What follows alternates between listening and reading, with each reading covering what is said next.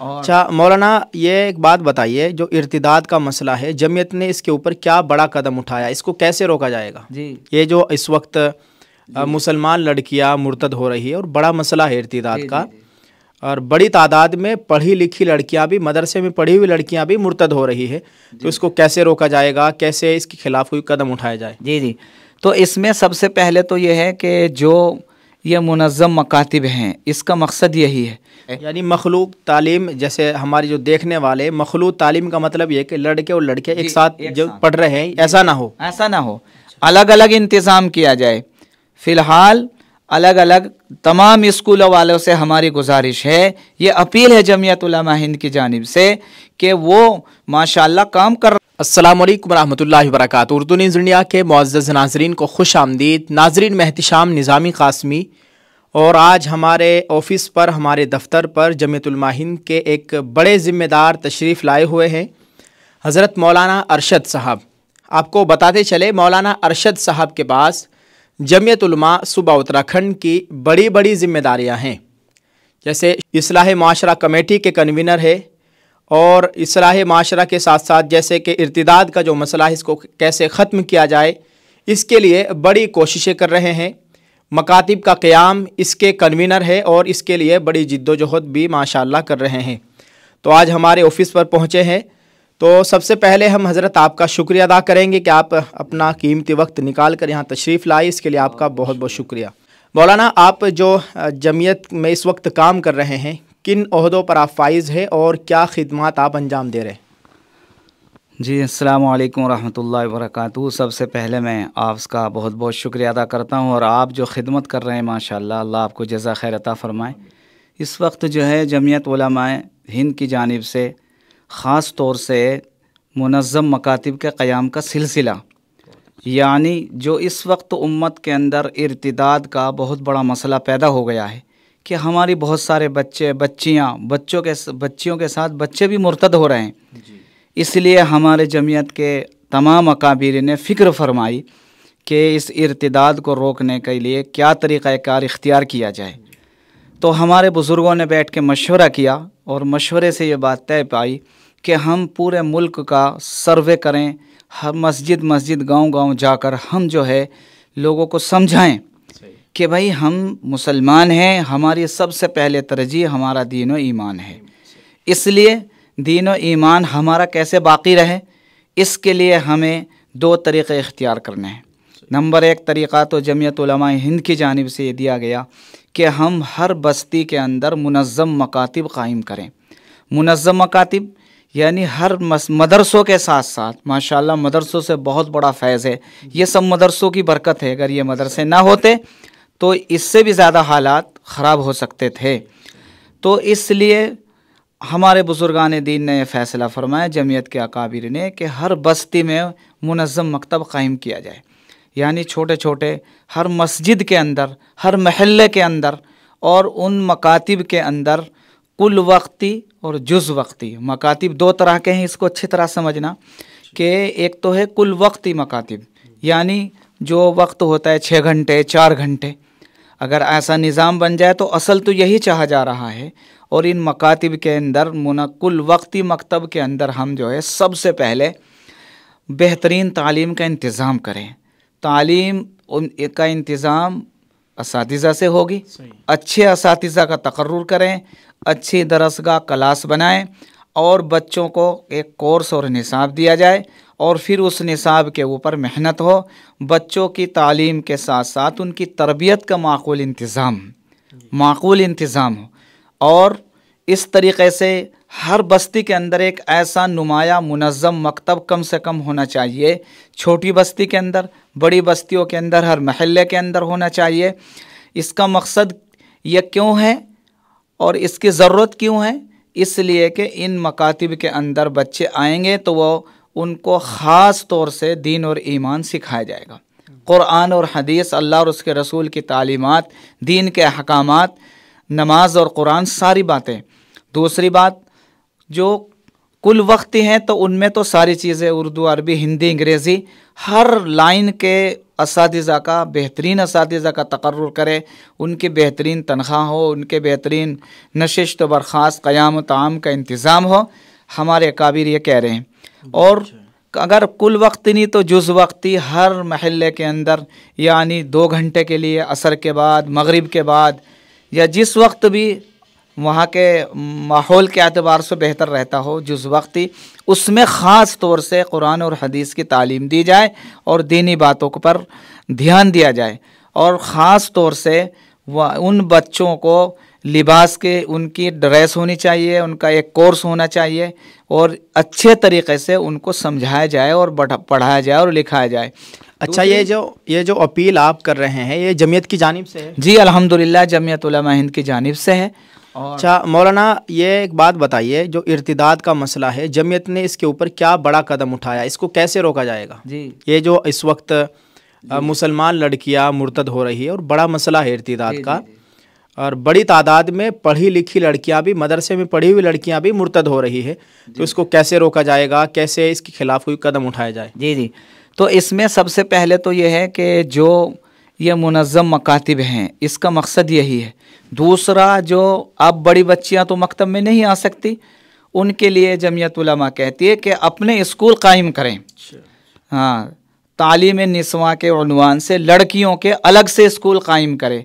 एक तो इसकी पहल ये है कि मुसलमान माशाअल्लाह, अल्लाह का शुक्र है, साहब हैसियत लोग अपने अपने स्कूल कायम करें।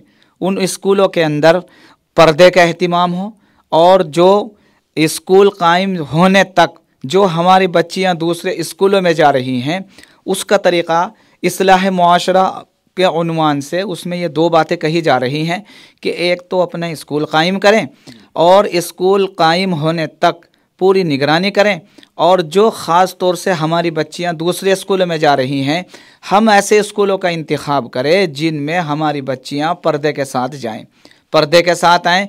हम उन बच्चियों की ख़ास तौर से निगरानी करें और छोटे छोटे प्रोग्राम करें इस्लाह मुआशरा के, जैसे मर्दों के लिए होते हैं 5 वक्त, वो खुद इस्लाह मुआशरा है, लेकिन ख़ास तौर से तालीम के साथ साथ तरबियत, माँ बाप बच्चों की तरबियत पे ध्यान दे, ख़ास तौर से बच्चियों के, औरतों के छोटे छोटे इस्लाह मुआशरा के प्रोग्राम किए जाएं और उसमें उन बच्चियों को और औरतों को समझाया जाए कि हम मुसलमान हैं, हमारी सबसे पहली तरजीह और सबसे कीमती चीज़ ईमान है। लिहाजा हम चाहे थोड़े पढ़ें, ज़्यादा पढ़ें, लेकिन हमें अपने ईमान को हाथ से नहीं जाने देना। इसलिए ये 2 मुनज़्ज़म मकातिब और इस्लाह मुआशरा के उन्वान से छोटे छोटे और स्कूलों का क़याम। और माशाअल्लाह जो स्कूल हैं, एक बात इसमें कही जा रही है कि उन स्कूलों को मुनज़्ज़म करें, यानी लड़कियों की क्लासें अलग कर दे, लड़कों की अलग कर दे। मखलूत तालीम, इसका खुलासा जैसे मुनज़्ज़म मकातिब, ऐसे ही मखलूत तालीम से बचाया जाए। ये सब मखलूत तालीम की वजह से हो रहा है। यानी मखलूत तालीम, जैसे हमारी जो देखने वाले, मखलूत तालीम का मतलब ये कि लड़के और लड़के एक साथ जो पढ़ रहे हैं, ऐसा ना हो, अलग अलग इंतज़ाम किया जाए। फ़िलहाल अलग अलग तमाम स्कूलों वालों से हमारी गुजारिश है, ये अपील है जमीयत उलमा हिंद की जानिब से कि वो माशाअल्लाह काम कर रहे हैं, काम हो रहा है, लेकिन वो अभी इतना काम कर ले कि वो अलग अलग क्लासें कर दें। जो प्राइवेट स्कूल चल रहे हैं उनमें अलग अलग क्लासें हो जाएं, लड़कियों की अलग, लड़कों की अलग, और लड़कियों का रास्ता भी अलग, लड़कियों का रास्ता भी अलग। और लड़की वाले ख़ास तौर से जो हमारी बच्ची बालिग हो गई, बड़ी बच्चियों को ख़ास तौर से पर्दे के साथ भेजें और पर्दे के साथ लाएं, और आते जाते हुए रास्ते में उनकी निगरानी करें। यानी अगर हम खुद छोड़ के आ सकते हैं तो खुद, नहीं तो 10 बच्चियाँ 5 बच्चियों के लिए सवारी का इंतज़ाम करें, स्कूल के गेट तक बच्ची को छोड़े और स्कूल से वापस लेके आए। ये 2 शक्लें जमीयत उलमा हिंद ने बताई हैं कि अभी इन शक्लों को अलग किया जाए कि स्कूल वालों से अपील करें, भाई आप अलग अलग निज़ाम करें, मखलूत तालीम से बचें। और ये सब मखलूत तालीम का नतीजा है। अब रहा चाहे वो स्कूल के, चाहे वो मदरसे की पढ़ने वाली मुर्तद हो रही है, वो जब लड़के लड़कियां, चूँकि हदीस शरीफ का भी फैसला, हदीस में भी अल्लाह के रसूल सल्लल्लाहु अलैहि वसल्लम ने फरमाया कि जहाँ एक मर्द औरत होता है, तीसरा शैतान उनके बीच में आ जाता है जो दोनों के दिलों में वसवसे डालता है। इसलिए हदीस की रूह से बालिग बच्चे बच्ची को अलग रखा जाए। जब हदीस शरीफ में 9 साल के बाद बच्चे के बिस्तरे को अलग कर दिया गया, 10 साल के बाद, तो ऐसे ही बच्चों के मखलूत ये जो हो रहा है इर्तिदाद का, ये मखलूत तालीम का नतीजा है। इसलिए मखलूत तालीम से बचा जाए, इसका इंतज़ाम किया जाए कि अलग अलग हम स्कूल कायम करें, पर्दे के साथ जाएं, पर्दे के साथ आएँ। और बेजा रसूमात, एक इसकी वजह बेजा रसूमात है, मोबाइल का बेजा इस्तेमाल। इस्लाह मुआशरा के उन्वान से माशाअल्लाह पूरे मुल्क में सब हमारे अकाबिरीन कोशिश करते हैं, दावत व तबलीग के रास्ते भी से भी इसका काम चल रहा है, इस्लाह मुआशरा का, उम्मत के सुधार का। लेकिन जो बिगाड़ है वो बेजा रसूमात की वजह से, शुरू ही से ऐसी ऐसी रस्में हमारे अंदर आ गई कि उन रस्मों की वजह से, यानी लिबास ऐसा आ गया, बचपन से ही बच्चे को हमने दे दिया कि वो लिबास या तो पूरा ही उसमें शरीर दिख रहा है, यानी वो हल्का लिबास है या छोटा लिबास है, इसलिए लिबास के ऊपर। और इसी तरीक़े से हम इन बेजा रसूमात से, मोबाइल के बेजा इस्तेमाल से और नशा और जुआ सट्टा, जो ये बीमारियां हमारे अंदर आ रही हैं, इसके बारे में भी कहा जा रहा है कि भाई हम इसको दूर करने की कोशिश करें और इन चीज़ों के ऊपर कमेटी बनाएं।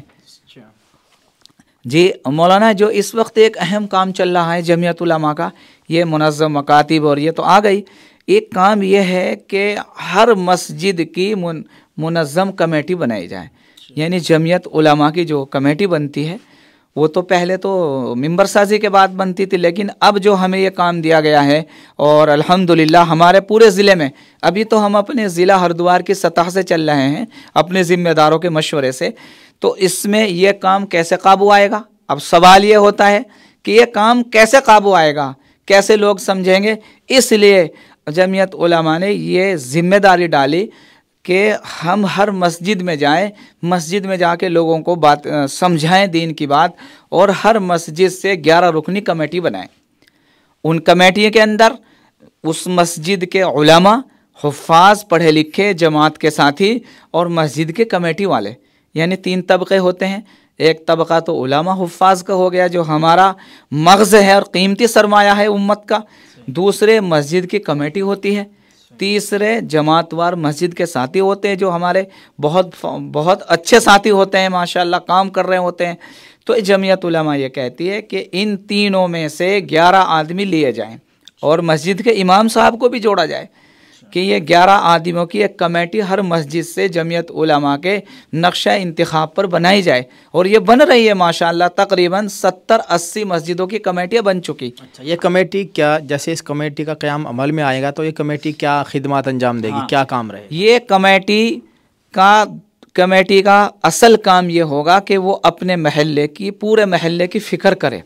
नंबर 1, भाई हमारे महल्ले में तालीम के उन्वान से मकतब है, नहीं है? अगर है तो उसको मुनज़्ज़म करें, और अगर नहीं है तो उसको ऐसा मुनज़्ज़म मकतब बनाने की कोशिश करें कि हमारे महल्ले का कोई भी बच्चा बग़ैर दीनी तालीम के न रहे। जो कहीं पढ़ रहा है उसको पढ़ने दो, यानी ये नहीं कि भाई आज ही हम स्कूलों से बच्चे हटा ले तो उसका तो नुकसान हो जाएगा। लेकिन ये कमेटी का सबसे पहला काम ये होगा कि वो अपने पूरे महल्ले की फ़िक्र करेगी। जैसे मुलाकात में जाते हैं तो मुलाकात में जाने वाले साथी, हमारे दावत व तबलीग के साथी, इस बात की भी फ़िक्र करेंगे भाई इस घर में कितने बच्चे हैं। ये तो बड़ों की फ़िक्र करते हैं माशाअल्लाह, बहुत अच्छी फ़िक्र है, लेकिन इन बच्चों की भी फ़िक्र करनी है भाई इस घर में कितने बच्चे हैं। सबसे पहला काम इसका ये है, एक पूरे महल्ले की बच्चों की लिस्ट बनाएं। उसका आसान तरीक़ा ये होगा, हर यानी ये तो मालूम ही है मस्जिद वालों को, मस्जिद कमेटी वालों को, कि मस्जिद के अतराफ़ में कितने घर हैं, उनके नाम भी अक्सर मस्जिदों में लिखे हुए होते हैं, लिस्टें होती हैं। तो ये काम करें कि वो बच्चों के बारे में फ़िक्र करें कि भाई हमारे महल्ले में कितने बच्चे पढ़ने के लिए आ रहे, कितने नहीं आ रहे। जो नहीं आ रहे उनकी तालीम की फ़िक्र करें और उसके लिए एक मुनज़्ज़म मकतब, यानी मदरसा है अल्हम्दुलिल्लाह अपनी जगह है, लेकिन मस्जिद में या मस्जिद से हटके किसी मकान में किराए पे मकान ले लें और ये तीनों तबके मिलके ये काम करेंगे। ये कमेटी का सबसे पहला काम होगा मुनज़्ज़म मकतब का क़याम और उसकी तालीम का इंतज़ाम। और दूसरा इस्लाह मुआशरा। इस्लाह मुआशरा के उन्वान से कैसे काम होगा? माशाअल्लाह जैसे रोज़ाना दावत दे रहे, आओ भाई नमाज के लिए जमात जा रहे, अल्हम्दुलिल्लाह। हमारे उलमा से भी हमारी गुजारिश है कि हम अपने जमात के अहबाब के साथ जुड़ें, मशवरे में बैठें, कम अज़ कम मशवरे में बैठें। जो हमारे ये अहबाब फ़िक्र कर रहे हैं उसका हम भी उनकी फ़िक्रों में शामिल हों और हम अपनी बस्ती का दूसरा ये काम करेंगे कि जैसे इस्लाह मुआशरा, भाई हमारी बस्ती में बहुत जो बच्चे जुआ सट्टा गलत रसूमात गलत हराम कामों के अंदर मुब्तला हैं, उनको हम प्यार मोहब्बत के साथ समझा बुझा के उनको हम लाएं, अच्छे रास्ते पे अच्छा रास्ता दिखाएं, उनको तालीम से जोड़ें, तिजारत से जोड़ें और अच्छे काम की तरफ उनको लाएं जी। और दूसरा, कोई हमारी बस्ती में इंतकाल कर जाता है, एक बड़ी कमी हमारे अंदर यह है कि हम दावतें तो खूब खा लेते हैं, शादियों में शरीक हो गए, डीजे बज रहे उसमें भी चले गए, पटाखे चल रहे, तो इसलिए ख़ास तौर से ज़िम्मेदार साथी और ये 11 रुकनी कमेटी शादी करे सुन्नत और शरीयत के मुताबिक।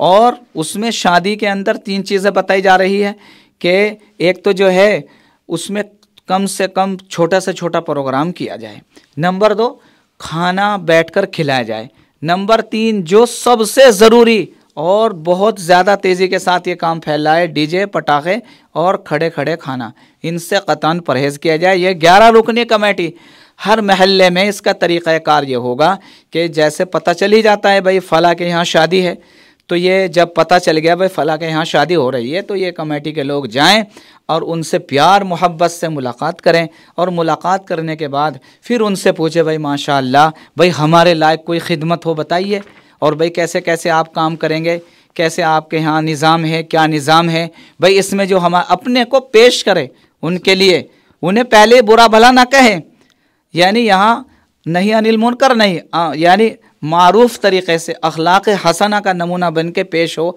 कि भाई हमें आप बताएं हम आपकी क्या खिदमत कर सकते हैं।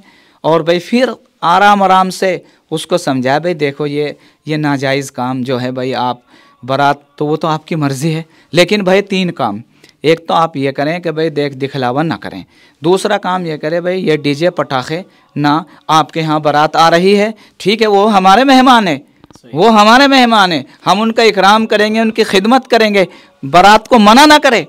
इसलिए कि अगर एकदम बारात को मना कर दिया तो झगड़ा पैदा हो जाएगा, लो जी तुम्हारी शादी के अंदर रुकावट पैदा पड़ने आगे। उसमें यह कहें कि अभी मुख्तसर कर लें, बारात आए मेहमान आए तो उनको बेहतरीन खाने पीने का इंतज़ाम, सब लोग शरीक हों। अब ये जो खड़े खड़े होने का रिवाज चल गया मौलाना, कई लोगों ने हमें पकड़ लिया इस बात पे कि तुम लोग ये बात बताते हो शादी हो रही है, लेकिन सब कलफ में कपड़े पहन के आ गए, कलफ के कपड़े खड़े, कोई काम नहीं करवाता।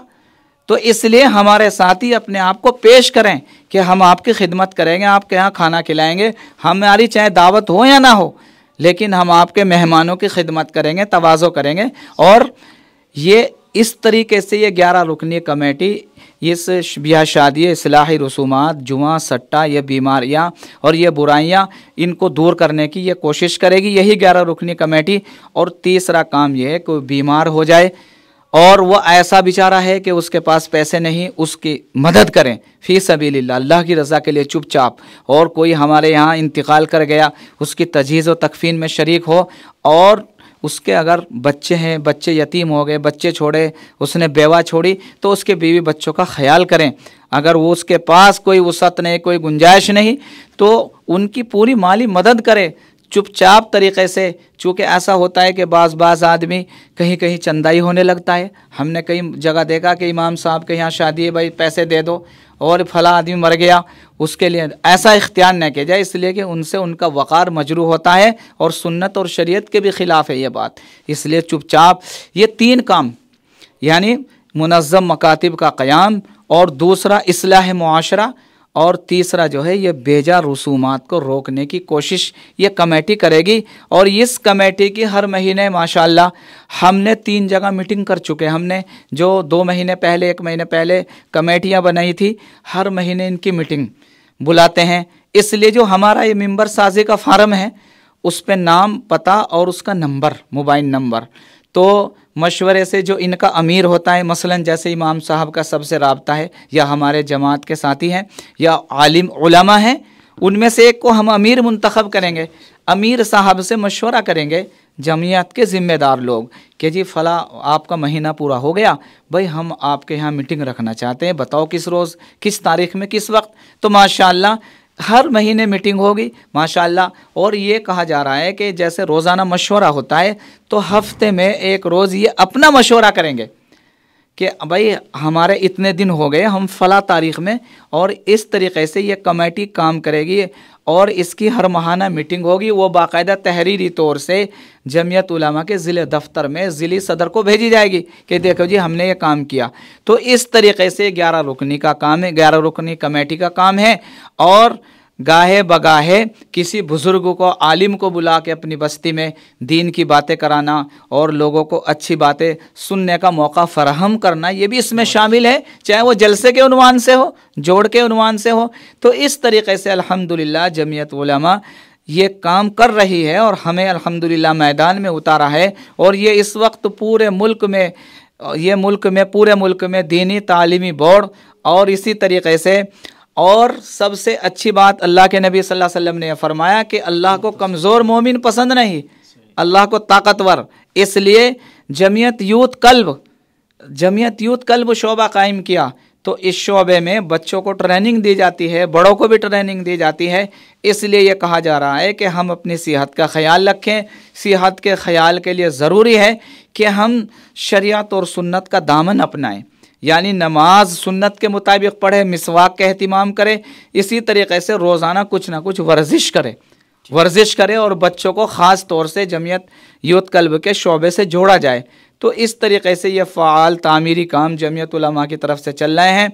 हमें उम्मीद है कि इंशाअल्लाह ताला आप हज़रात इन तमाम चीज़ों से जुड़ेंगे, आपकी बात समझ में आई होगी। अल्लाह ताला हम सब को अमल की तौफ़ीक़ अता फ़रमाए।